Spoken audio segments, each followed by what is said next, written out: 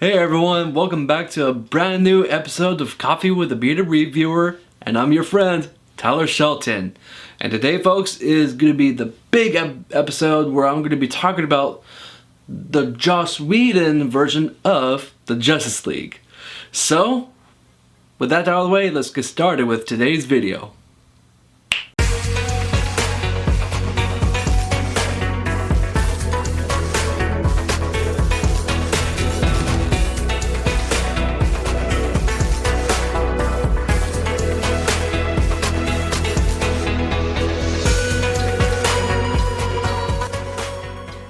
Hey everyone, thank you so much for watching my channel, and please like and comment down below, and please subscribe to my channel as it really helps me out.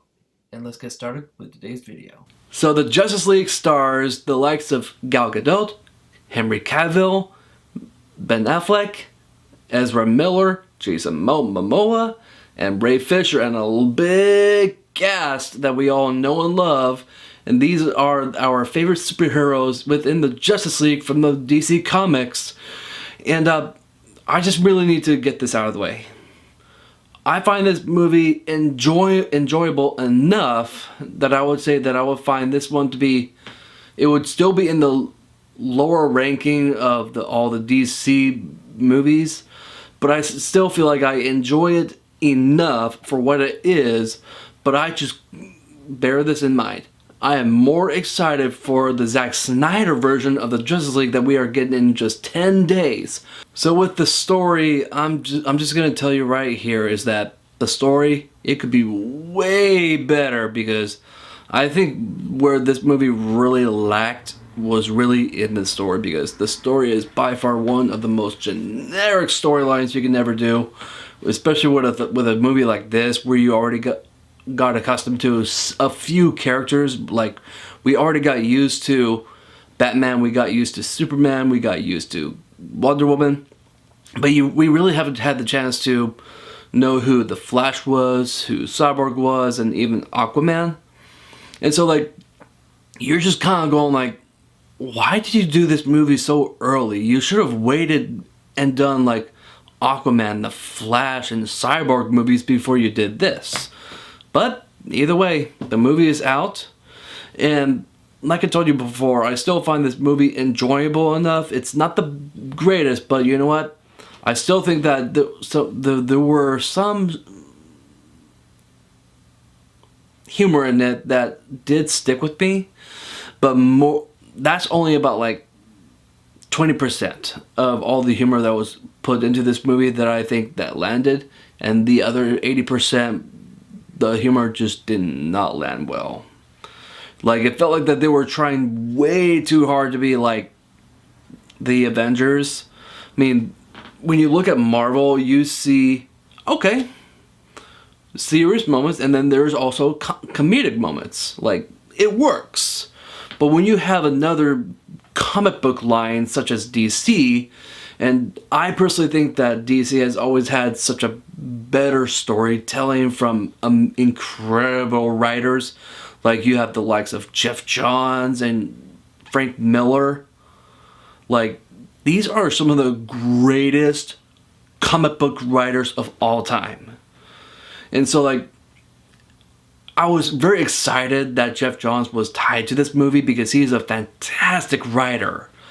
But the thing that I had a big problem with this movie was just the story itself, and I'm pretty sure he did not have that much creative freedom. And we already know what the story is that, like, Zack Snyder, he was just having this big issue with Warner Brothers, and there was just like this complete creative difference. And so, like, Warner Brothers was just going like, you need to do this, you need to do that, you need to do everything we tell you. But Zack Snyder was just not appreciating it. But while this was happening, sadly his daughter passed away. And so he felt like that the best thing that he can do is pass off his direction to Joss Whedon, and he had to be with his family. And he had to go through this like moment of like understanding what just happened, and like it's very difficult to lose someone that you love, especially someone who has a daughter. And me being a father, and I have my own daughter, I wouldn't be able to bear losing my daughter because I love her too much. But so I completely understand why Zack Snyder had to leave, because he had to be there for his family. And so, yeah, this movie, it just had a lot of production issues, and it just had a lot of like going back and forth, and a lot of like rules that a lot of actors had to abide by, and just like, you can definitely tell that this was a real big, messy movie. So overall, I do think that this movie has good. I do think that it's got some good stuff in it, and when it comes down to the story, it's very bland, too generic, a very generic villain. And one thing that I hated the most is that Ben Affleck, he did jokes, and Batman does not joke around. He is a very serious character, and they tried too hard to make him be like Robert Downey Jr.'s Iron Man, and so like it just felt very disjointed. It didn't feel like I was seeing Batman, but still, I would have to say that his outfits is pretty spot on. Like, but at the very end, it felt like I was seeing Owlman, because especially in the face area of his mask, it just did not sit well with me. But I would have to say that the highlights of this movie was probably Ray Fisher, Jason Momoa, because like this was like the very first time that we ever got the chance to see what the Flash would be like and what Aquaman would be like. And when I heard that Jason Momoa, that actually came from Game of Thrones, when I heard that he was going to be Aquaman, and I was like, okay, I can probably give that a shot. And sure enough, when I got the chance to see the trailer for this movie, I was going like, this might be the way that they're going to change my mind how I feel about Aquaman, because I've always thought that Aquaman just sucked, too cheesy, and not enough to become a character in a movie. But Jason Momoa proves me wrong. He did a really good job playing the role. And I do have to talk to you about the villain of Steppenwolf. And Steppenwolf was just the most gut-wrenching, awful villain. He was so bland, way too generic. It just made me mad. And not only that, I feel like that even the visual effects on him, he looked like PS2 cutscene quality. That's how bad the visual effects for Steppenwolf was. And when I saw him for the first time, I'm like, why? Why does he look so bad? Make it stop! But some of the action is actually quite fun to watch, and seeing anything that is either Superman, Wonder Woman, The Flash, pretty much everyone except for Batman, I thought they were all good. And I absolutely just loved it that we finally got Superman to use Frost Breath, and that was a nice moment of like showing that he's got more powers. And I just really hope that they can actually bring more of his set powers in future movies.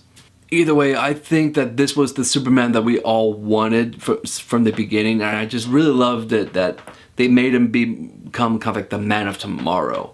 Like, he became the real hopeful Superman that we wanted. And that is just one thing that I really appreciated about the movie. But like I told you before, is that it's still a bad movie, but yet still enjoyable. But I cannot wait to watch the Zack Snyder Justice League. And that is why I am doing this review series, and I am just so pumped and excited to see the movie. So to end this video with is that I just have to tell you that the villain is really bad, the story is really bad, Batman was poorly done, the visual effects on Steppenwolf, don't get me started with that. But anyways, with my ranking for this movie, I gave this movie a 6.8. And I'm pretty sure I'm going to give the next Justice League movie, directed by Zack Snyder, the original vision of what he had for this movie. It's going to be 4 hours long, and I could not be more thrilled. Because we're going to get a movie that I think that we're actually going to appreciate the characters even more. Because now we actually got Shazam and Aquaman and Wonder Woman 1984, so now we kind of got a better grasp of the characters, but I just could not be more excited for this movie. I am in for it. And I'm pretty sure this movie is going to get a better ranking than it got with this one. So that was my review for Justice League, and I just want to say thank you so much for watching my video, and I just cannot wait to tell you how I feel about Shazam and Aquaman. And I've done a review for Shazam before, and this is going to be a updated version because I'll be watching it with my wife again.